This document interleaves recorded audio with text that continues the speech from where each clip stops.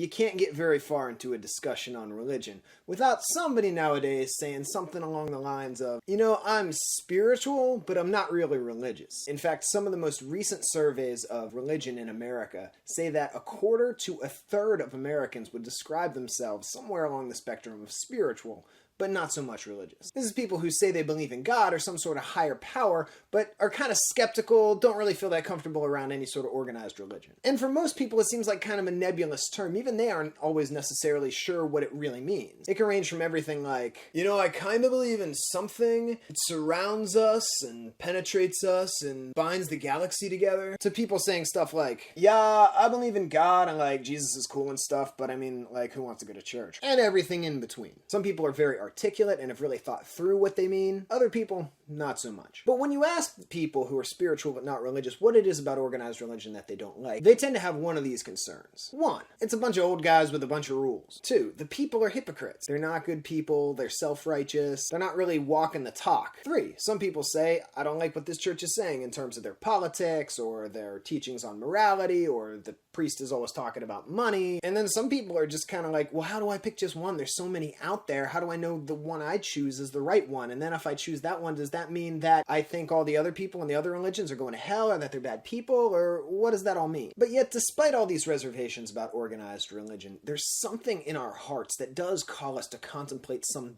deeper meaning to the universe, something bigger, makes us feel like there's something beyond us that's calling us. And some people would write that off and say it's just human hopefulness or not wanting to despair at the meaninglessness of the universe. But I would say that that's God's call in our heart. That's God reaching out to us in a very real way. So if you are a person who considers themselves spiritual, whether you belong to a religion or not, I'd commend you on that, and I would say don't ignore that call in your heart. Really listen to that and try to answer that. Spend some time thinking and praying or meditating, reading, talking to people about what you think and what you might believe and what they believe. Because if there's one thing that I found in my own spiritual life, it is that if you seek, you will find.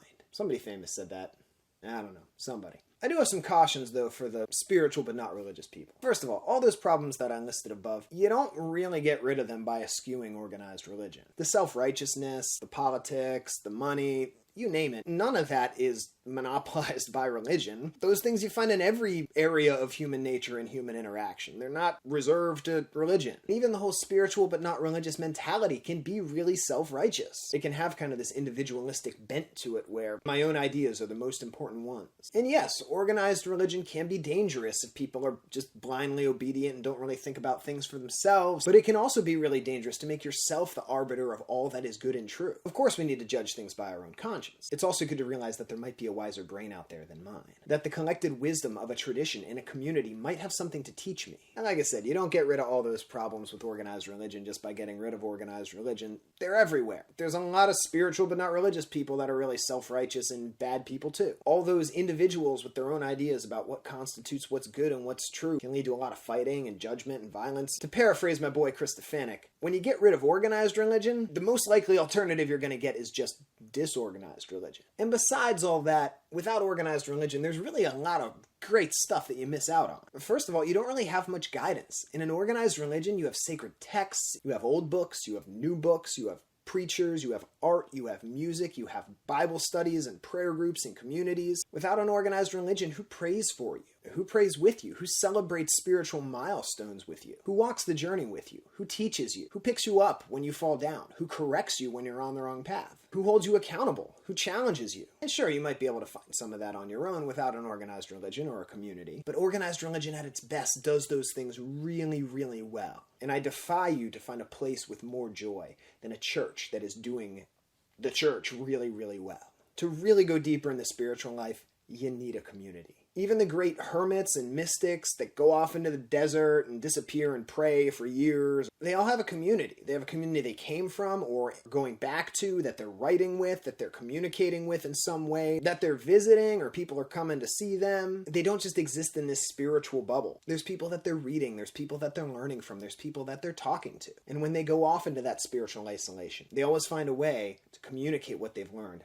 back to the community. One last thing that I think good organized religion does really well is it brings together people from all walks of life, of all different socioeconomic backgrounds and races and even beliefs. And that's why I would challenge those of you who are the spiritual but not religious types to really think hard about the hypocrites criticism. Criticism that people in organized religions are hypocrites and they're not good people. Because I think part of what religion is supposed to be about is not about just finding people who think exactly the same thing that you do, but exactly the opposite of that. Getting together with people who you don't always get along with, people that you don't always think the same things as they do, and trying to get along anyway, because we all believe that we're children of the same God. We all believe that we are brothers and sisters somehow. I think this is why Jesus spent so much time talking about love your neighbors, but also love your enemies, because a lot of times those people were the same people. If you read a lot of the early church writings, this is what consumed a lot of their energy. Read St. Paul's first letter to the Corinthians. It's all about the different people in their little factions trying to figure out how to get along. I mean, Jesus didn't have to found a religion. He could have just given us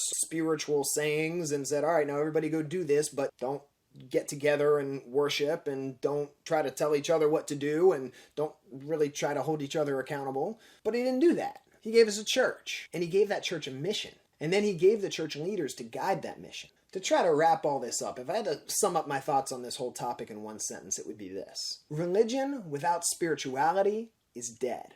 But spirituality without religion is lost. Religion with no spirituality, there's nothing to it. There's no vibrancy. It just becomes going through the motions. It's dead. It becomes blind obedience. But without religion, spirituality is lost. It often becomes me making God into what I want, rather than God making me into what God wants. And most of the time, that sort of spirituality stays at a really superficial level because there's no community to help you go deeper. If religion without spirituality is talking the talk but not walking the walk, then spirituality without religion is not really having a talk and not really having a walk, or having the talk and the walk be whatever you really want it to be. So I have a challenge for each group. For the spiritual but not religious types, I'd really ask you to examine yourselves. Is the reason you stay away from organized religion is because you're afraid of ideas and people and maybe a God who's going to push you out of your comfort zone, who's going to challenge you with ideas that you don't like? Is it going to call you to a higher allegiance than your political party, or your nationality, or your socioeconomic class? Is your spirituality resting on a surface level,